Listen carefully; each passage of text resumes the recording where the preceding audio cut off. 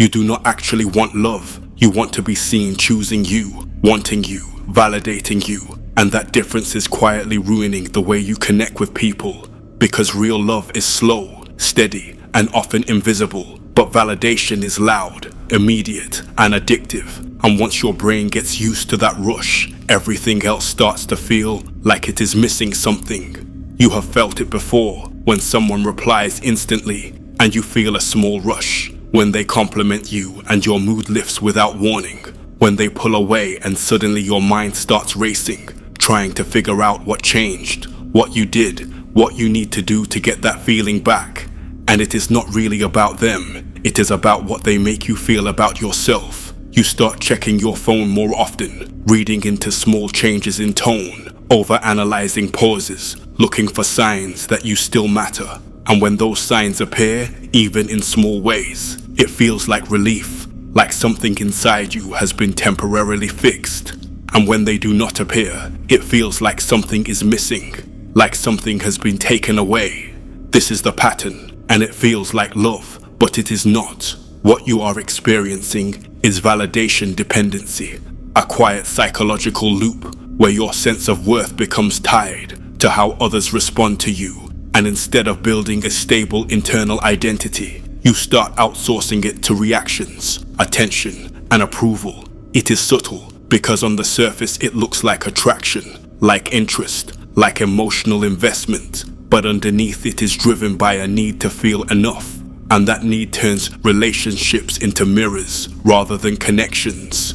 You are not really asking, do I like this person? You are asking, do they like me? And more importantly, do they make me feel like I am someone worth liking?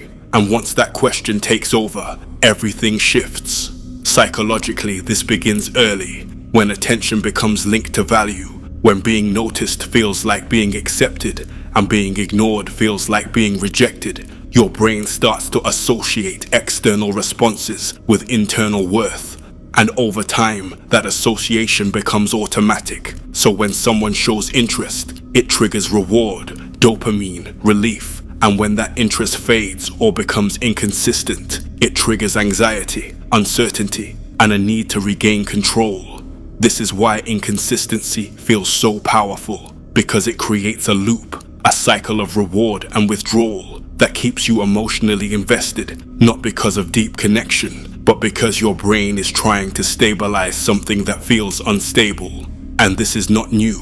Throughout history, humans have always been sensitive to social approval because being accepted by the group meant survival. But what has changed is the intensity and frequency of that feedback, especially in modern environments where attention is constant, visible, and measurable.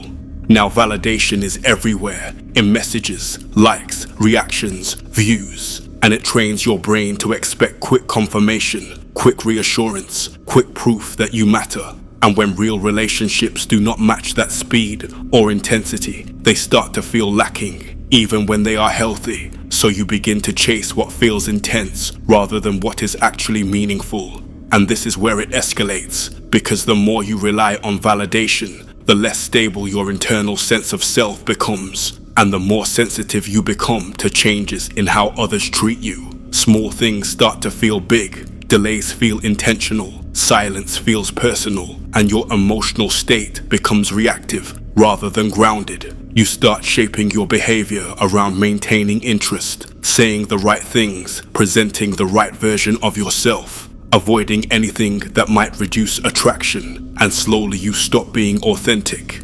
Not because you are trying to deceive, but because you are trying to hold on to the feeling of being wanted. And the cost of that is high. Because even when you receive validation, even when someone is clearly into you, it does not fully satisfy you. It fades quickly, and you need more attention, more reassurance, more signs, because the root issue is not being addressed. So you end up in a loop where nothing feels like enough, even when you are getting what you thought you wanted. The truth is, you are not afraid of losing them. You are afraid of losing how they make you feel about yourself. And that changes everything, because it means the attachment is not purely about connection. It is about identity. It is about maintaining a version of yourself that only exists when reflected back by someone else.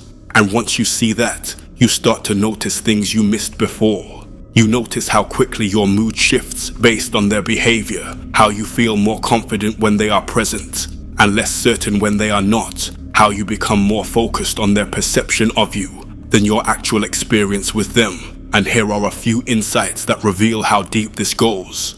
The first is that you are often more attracted to people who make you feel uncertain, because certainty does not trigger the same need for validation.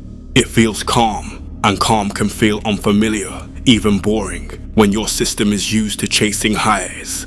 The second is that you may confuse attention with compatibility. Just because someone gives you a lot of attention does not mean they are right for you. It just means they are activating your need to feel seen. The third is that you may perform a version of yourself that gets the best response, and over time, you forget where that performance ends and who you actually are begins.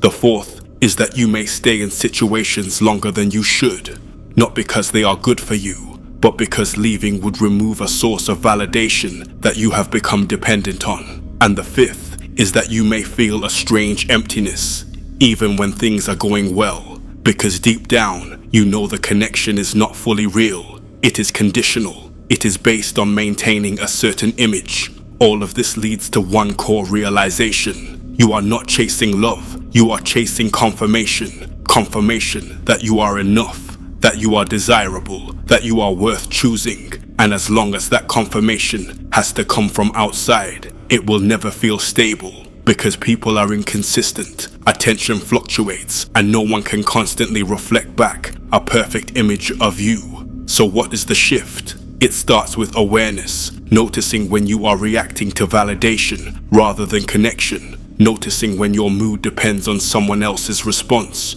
and questioning that pattern instead of blindly following it. It continues with building internal reference, asking yourself, what do I actually feel about this person? Not what do they feel about me? And learning to sit with your own perspective, even when it is less emotionally intense.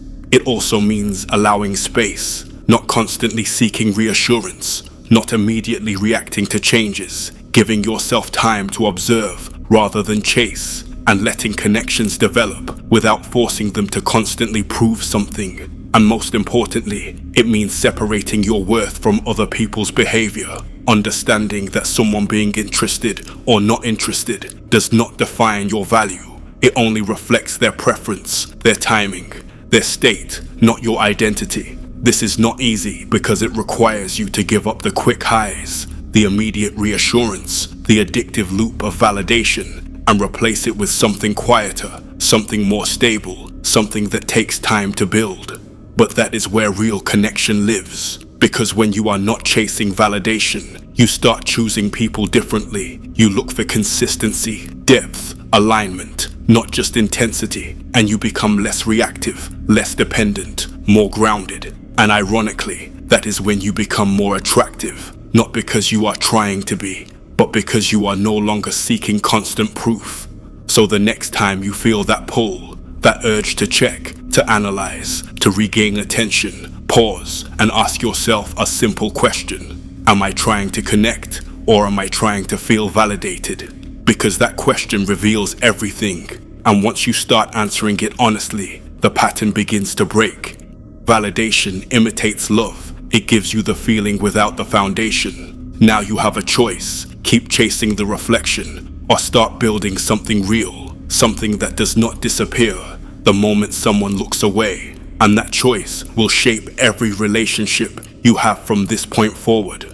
The truth is simple. The more you need someone to prove your worth, the less you will ever feel it. And the moment you stop needing that proof, you finally create space for something real to exist.